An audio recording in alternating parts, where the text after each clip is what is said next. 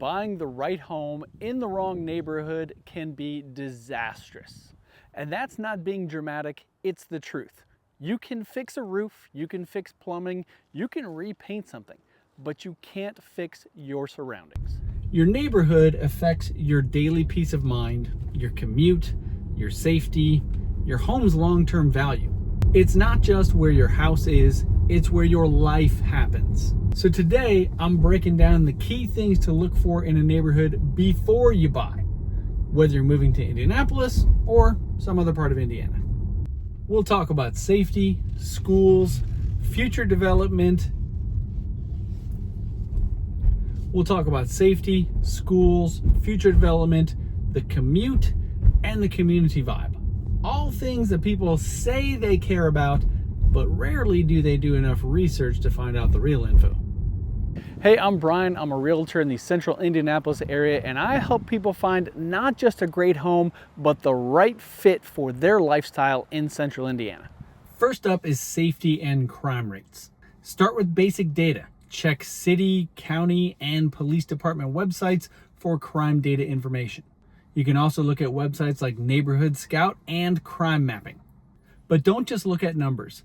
Context matters. A single apartment complex can skew data for a nearby neighborhood.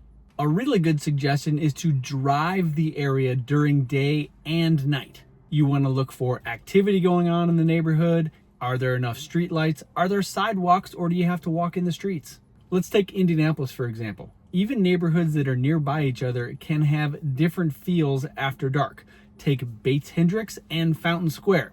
Those two areas, very different, even though they're only a couple of blocks apart. All right, let's switch to schools and education. Even if you don't have kids in school, the school district that you live in matters. It affects resale value and demand. In Johnson County, for example, Center Grove, Franklin, Greenwood, and Whiteland, they're all good school districts. But where the boundaries are drawn for those school districts does affect the value or the resale value of a home. I would highly recommend that you talk to locals, get a feel for what they think about the schools.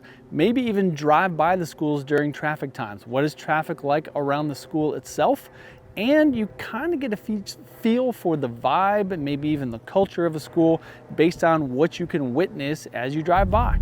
Now let's talk about commute and essentials. Google Maps, Waze, whatever you want to use. I mean, those are great, but do the actual drive during your actual rush hour to get a feel for what traffic is really like on a given day. And honestly, you might want to do that more than once because one day to the next can be different.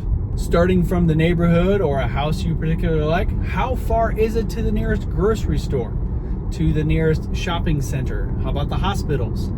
Things that are important to you, like if you're someone who has to visit doctors regularly or the gym or go for physical therapy, anything like that. How long is it going to take you commute-wise to get to those places?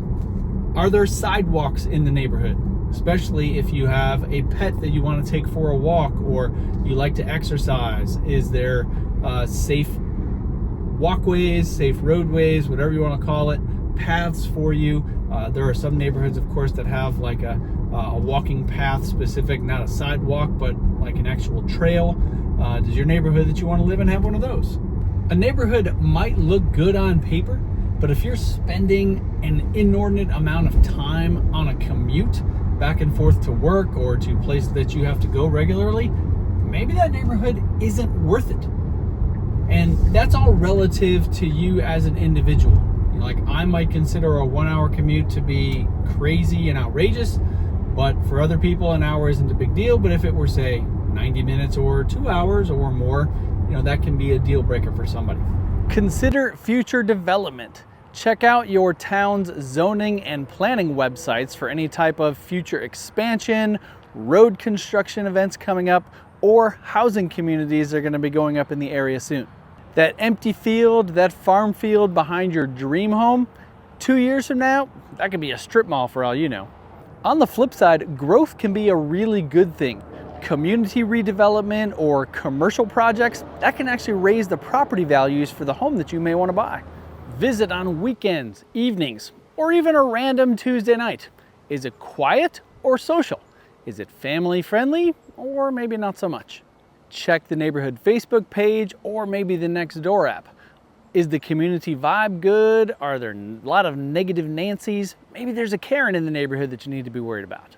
Visit the community. Maybe take your dog for a walk around the neighborhood. Visit a local coffee shop. Maybe partake in a community event. You'll get a feel for the neighborhood faster than any online review.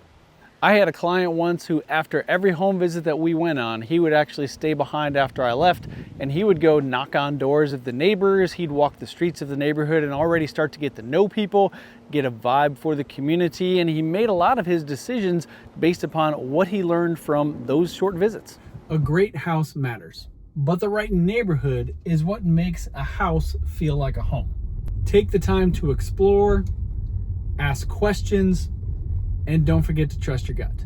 What's your #1 deal breaker when it comes to choosing a neighborhood? Drop it in the comments. I'd love to hear what matters most to you.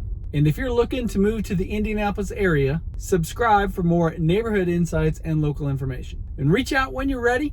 We'll find the right neighborhood for you. Thanks for watching.